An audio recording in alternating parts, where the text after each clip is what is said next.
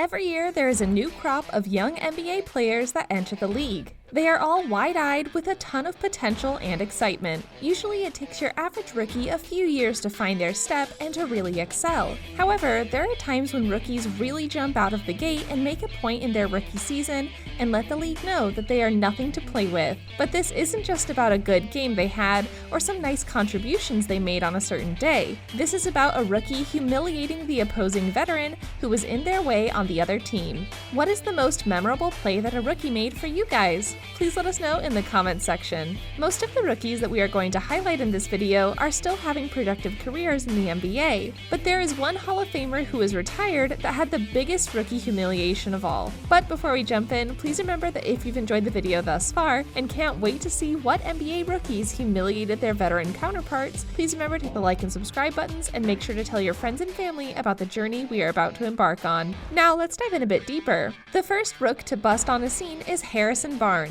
Barnes was a Golden State Warrior during his rookie year. During one of his rookie games, Barnes saw Timberwolves center Nikola Pekovic standing between him and the bucket, and he did not care. Barnes dunked on him so hard, he had no regard for life in this moment. Anything in the way, he was going to annihilate. He rose up, and then some more, and finally up one final time before extending over the 6'11" defender and throwing down with one-handed ferocity. Barnes made a perceptive and strong cut off the ball and sprang right over to the open space. He got the ball at the right time, and Pekovic started moving over at the wrong time. Had Pekovic been given a moment to contemplate the insane athleticism of Barnes, he may have decided to not fill the lane. Instead, he rotated over, as he should, only to be the victim of what is sure to be one of the best dunks we will see by a rookie. The Warriors bench went absolutely nuts, and so did the crowd at Oracle Arena. This was an insane dunk and really added some extra excitement for a Warriors team that was on the rise up at this point.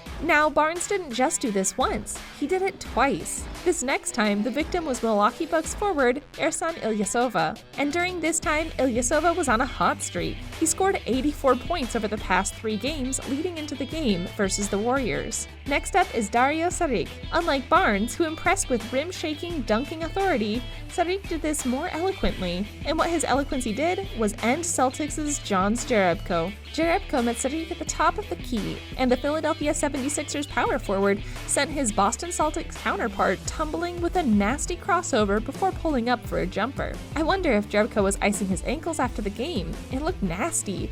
His poor ankles. Joel Embiid offered some pointed commentary about the game when he responded to an Instagram posting on the play by stating, "Cooked his ass." Jerebko got the last laugh though, with his team squeezing out a 107-106 win. Following the contest and trying to get ahead of the inevitable, Jerebko let it be known he's ready to be roasted by posting to Twitter that it was a good win, but the trolls will be out. The next rook on the list to impress is Alfred Payne.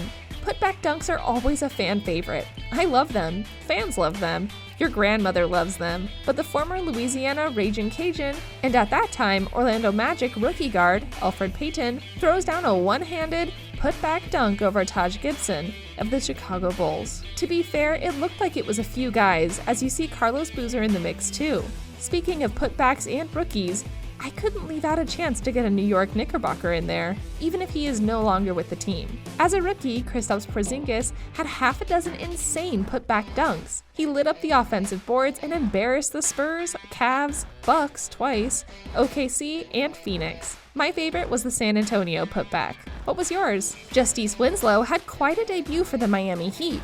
In his rookie season as a Miami Heatle, Winslow finished with 5 points on 2 of 2 shooting and 7 boards. But the real buzz was the moment Winslow had himself during the game as he absolutely stuffed a big-time dunk, going past and over multiple Hornets. And keeping it in Miami, there's also James Ennis, who was playing in the first game of the season, his career, and the Heat's first game without LeBron James. In the fourth quarter, the 6'7" Ennis caught an outlet pass from Mario Chalmers on a fast break.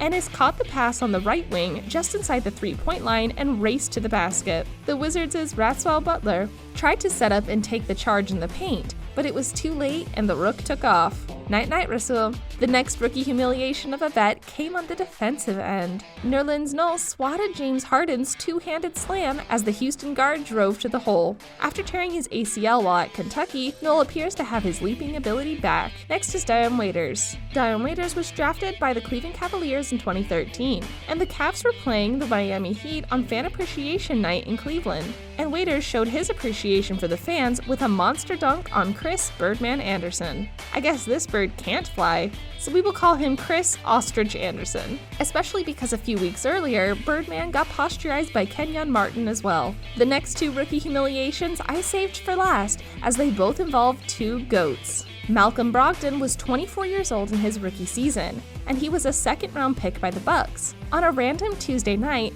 Brogdon dunked not only on Kyrie Irving, but LeBron James as well. Kevin Love didn't play, and it was probably smart. He might have been dunked on by Brogdon too, the way Malcolm was playing. The first time Brogdon dunked, it was Kyrie Irving, and Brogdon even looked back at the all-star guard with swagger. And then, Brogdon dunked again. But this time it was on LeBron James, and it was a full-on, unapologetic, universe-rumbling, straight out of an NBA Jam's video game posturization. The last one is the most iconic example of a rookie absolutely tearing the soul out of a veteran. It is no surprise that it became one of the most iconic plays in NBA history. But in the moment, on March 12, 1997, Allen Iverson was unaware of what he had done when he crossed up Michael Jordan. Iverson was a rookie, and the Philadelphia 76ers were 16-45. The Chicago Bulls, the defending NBA champions, were 54-8, so to say that the game itself didn't mean much would be an understatement. But the crossover was years in the making. Looking back, Iverson said, "I remember that play vividly because Michael Jordan was my hero. Everybody knows that. He was my favorite player, my idol.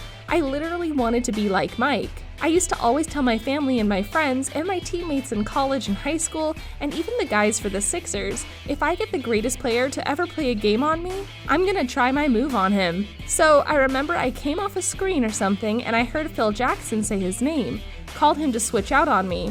Looking back on it, I'm thinking to myself, damn, did you get nervous or did you think about it? All I saw was him, and I just backed up and gave him a little one, and he went for it, and I was like, oh yeah, I got his ass now. And all I was thinking about after the fact was that no one never probably would have known anything about that move if I wouldn't have made the shot afterwards, because they don't do that on ESPN. That was historic. It was a killer crossover indeed. Years later, Iverson caught up with MJ in Charlotte. Iverson was telling him how much he loved his game and appreciated him, but in typical Jordan fashion, he snapped back quickly and said, "You don't love me. You don't cross over people you love like that." So, what is your favorite rookie humiliation of a vet? Is there another one that you think is better than the ones I mentioned? Let us know in the comments.